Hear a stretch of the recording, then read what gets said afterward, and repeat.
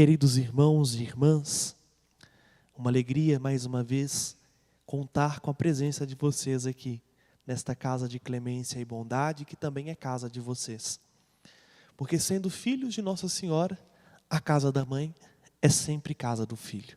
Então, sintam-se acolhidos por nós, padres aqui do santuário, mas principalmente por ela, que está de braços abertos para nos dar colo, como fez com o Filho Jesus. E você que reza conosco, fielmente, nossa gratidão por estar sempre conosco. Hoje, mais uma vez, nós somos convidados a reconhecer Jesus como o Messias esperado. Muitas passagens da Escritura nos apontam isso. Poderíamos ouvir estas leituras hoje com outro olhar e com outro viés. Aliás, ambas as leituras que ouvimos dariam um retiro de muitos dias, sobretudo o Evangelho. Poderíamos tirar belíssimas lições espirituais deste encontro com Jesus a partir da cena que nos foi narrada. Mas permitam-me, meus irmãos, fazer com vocês apenas 2 paralelos. Quero contar com vocês e com a inteligência de vocês, para vocês entenderem o porquê que é colocado no advento estes textos e o que eles têm a dizer para nós. Pode ser assim? Prometo ser breve. Vejam, o advento é esse tempo propício, como o próprio nome diz, é o tempo da espera. A espera daquele que vem. Adventus em latim significa vinda. E nós estamos justamente nos preparando do dia em que nós fomos batizados até o momento em que o Senhor nos chamar, para aguardar a vinda do Cristo em sua glória. O advento simplesmente nos remete a esta vigilância que todos os dias, seja no advento, na Páscoa, na Quaresma, no tempo comum ou mesmo no Natal, nós somos convidados a ter, que é a espera do Cristo que vem. Mas a gente só espera o Cristo que vem, porque nós o reconhecemos como Senhor e Salvador que já veio. É o acontecimento que vamos fazer memória no próximo dia 25. O Deus Todo-Poderoso e Eterno se fez criança, visitou o nosso mundo, veio para nos salvar. E a grande dificuldade minha, enquanto padre, enquanto cristão, e da maioria dos fiéis, é entender esse Cristo que vem hoje. O mesmo Cristo que vem, Ele vem ao nosso encontro hoje, para nos dar a esperança e a salvação. Olha, que bonito percebermos. A leitura primeira do livro do Isaías que ouvimos, apresenta-nos o Senhor que virá. No versículo 6 diz que Ele virá sobre este monte e dará um banquete de ricas iguarias. O Evangelho nos mostra. Jesus subiu o monte, sentou-se. E no alto do monte, o que Ele fez? Multiplicou os pães. Veja, é a promessa que o profeta havia feito, que já se cumpre em Jesus. Naquele monte, Ele daria um banquete, onde todos seriam saciados. O Evangelho conclui dizendo: todos comeram, ficaram satisfeitos, e ainda encheram 7 cestos com os pedaços que sobraram. Mas não para por aí. O profeta diz que este Senhor que viria, removeria toda lágrima dos olhos, curaria os doentes. Antes de Jesus multiplicar os pães, versículo 31 do Evangelho, o povo ficou admirado quando viu mudos falando, os aleijados sendo curados, os coxos andando e os cegos enxergando. E começaram a glorificar a Deus. Veja, fica claro para nós, sem muito esforço, Jesus é o cumprimento perfeito das profecias. Ele é o Messias esperado. Ele é o Senhor esperado.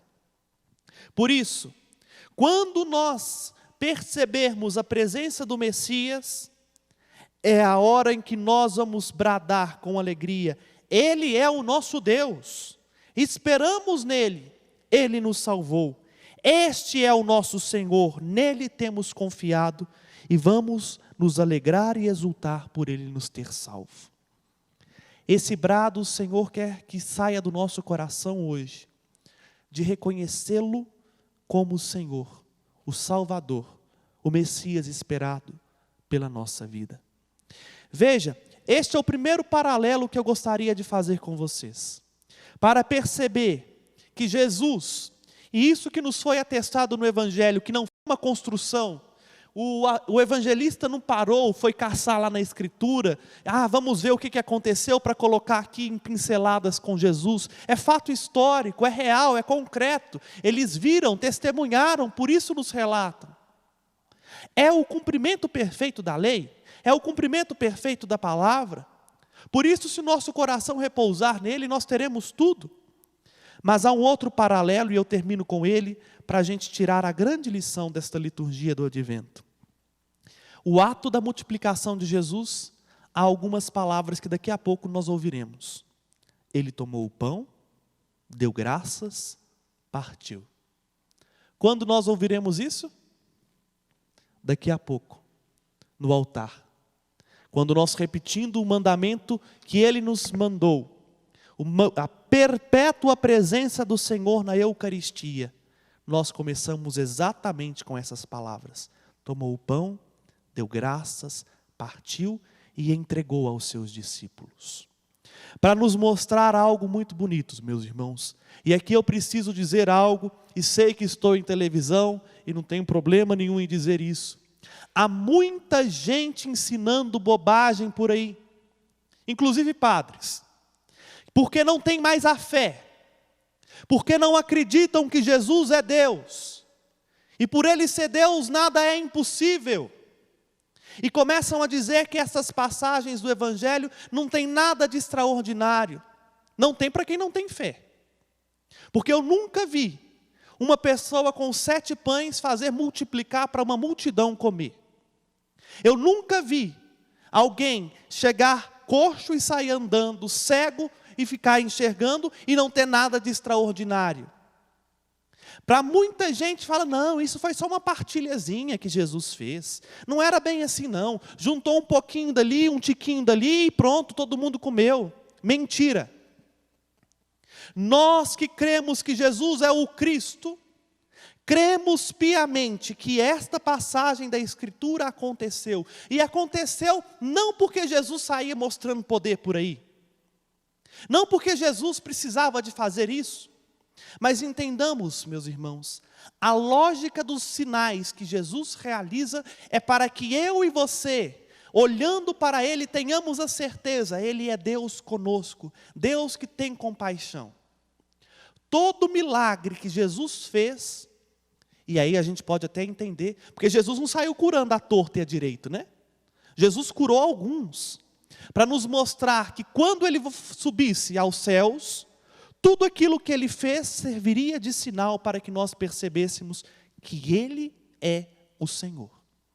Falo disso para falar, a multiplicação dos pães que nós ouvimos aqui no Evangelho, e que aconteceu de fato, foi um sinal para que o Senhor nos mostrasse que Ele é o Senhor que vem a cada dia no sacramento da Eucaristia. O Jesus que multiplicou o pão, e que encheu 7 cestos, e do qual todos nós comemos até hoje, que receberemos daqui a pouco, é o mesmo Jesus que vem a nós no pão eucarístico, para que nós, o recebendo na fé, e o acolhendo no nosso corpo e no nosso coração, possamos deixar que Ele nos toque, nos cure, e que tenhamos os mesmos sentimentos dEle. Por isso Ele multiplicou os pães, para mostrar que ainda hoje Ele faz esse mesmo sinal, nos dá um rico manjar aqui neste altar, um alimento para os fortes, que cura as nossas doenças, que alimenta nos desertos, que nos faz impulsionar na direção de Deus e alcançar o céu. Hoje vocês que aqui estão fizeram essa mesma experiência, subiram a montanha para ver Jesus partir o pão. Bonito esta presença de Jesus. O pão, por ele abençoado, é entregue aos discípulos e dos discípulos ao povo. Para nos mostrar também a Eucaristia, vinda dele, passa pelos discípulos, nós sacerdotes, para chegar ao povo. Sinal perene desse Cristo que vem e que está conosco e que é Deus conosco.